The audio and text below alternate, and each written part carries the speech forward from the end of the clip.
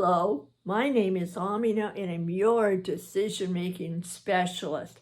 And I want you to know that this is day 91, June 14th, 2020. Hi there, I'm here. Wherever you are, I hope you're keeping safe and very healthy and helping everyone around you keep healthy and well.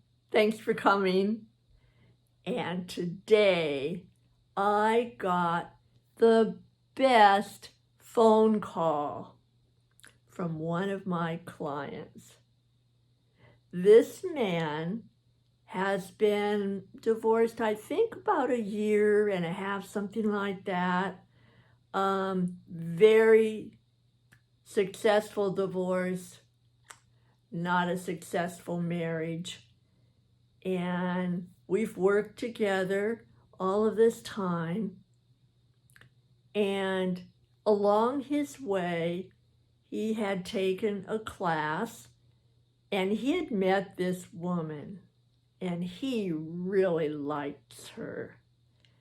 And they had had a coffee here and they went for a walk one afternoon, and he decided he wanted to ask her out. And he was really nervous because he had not dated or had much social exchange except just conversations and occasional coffee with anyone else since his divorce. He really wanted to be ready before he stepped back into the dating scene, which is not easy for a lot of people.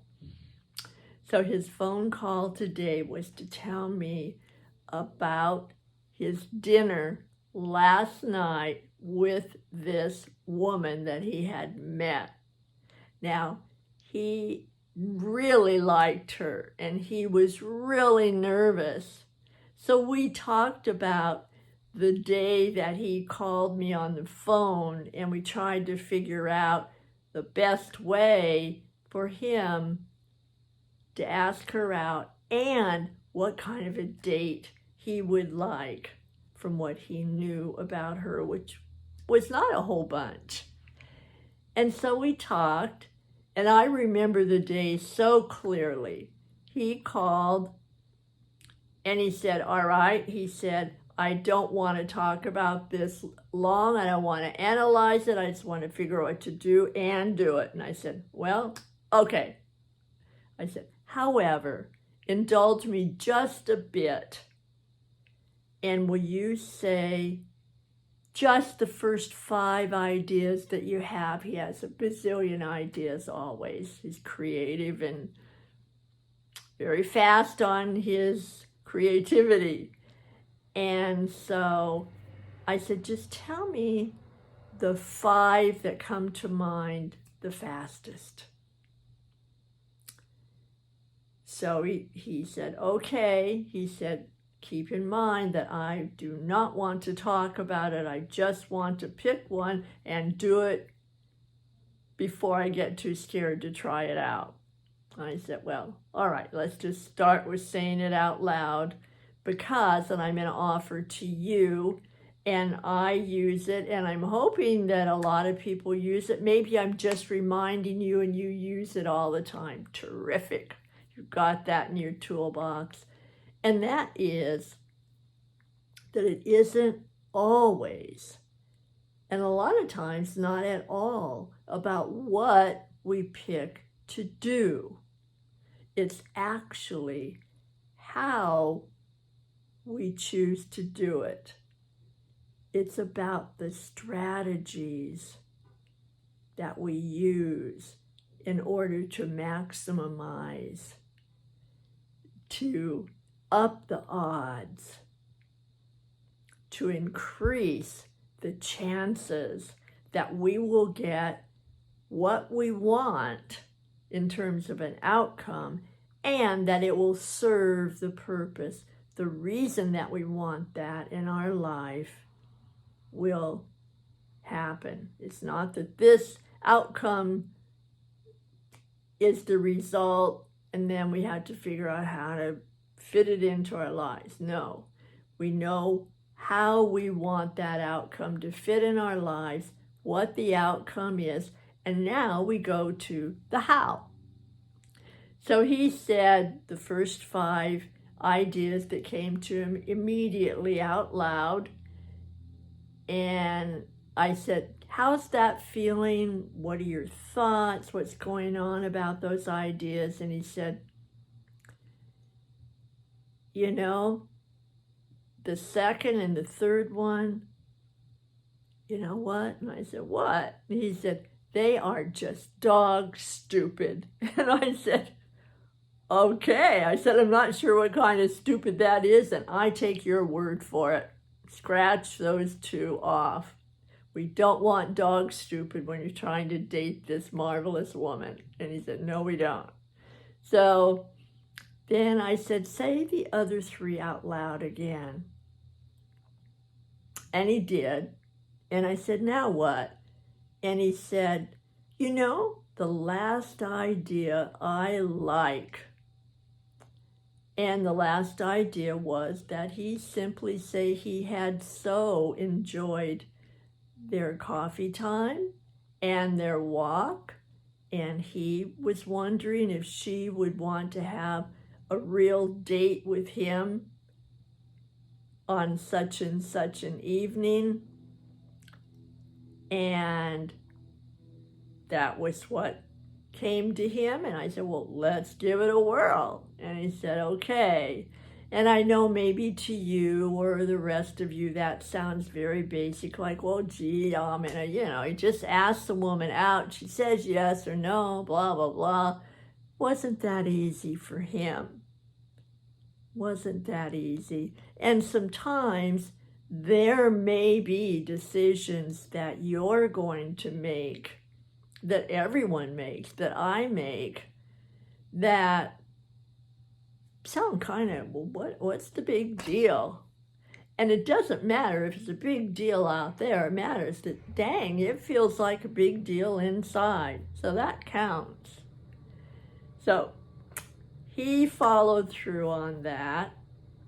And he had remembered when they went for a walk one day, just one afternoon, they had walked down this one neighborhood, and this one house had a bush that was huge of yellow roses. He said they were the purest yellow he had ever seen. And so what he did, because he wanted that date to be special, not just a date, and it helped him have more confidence in the date, is he actually went up to that house, rang the bell. A woman came out and she said, who are you? And she was a little nervous. And so he explained with minimum detail that he had walked by and that the woman he was going to ask out fell enchanted with her yellow roses.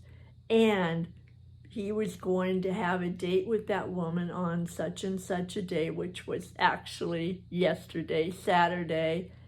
And would that woman be okay if he called her first and went, and if he could have one of those yellow roses? It was the sweetest person, and she said, yes, of course, only if you tell me how the date went. And really romantic lady and lovely. She was I think he said she was maybe like 80 years old or something, and she had cultivated that rose bush, and it had meant so much to her because her husband had given it to her.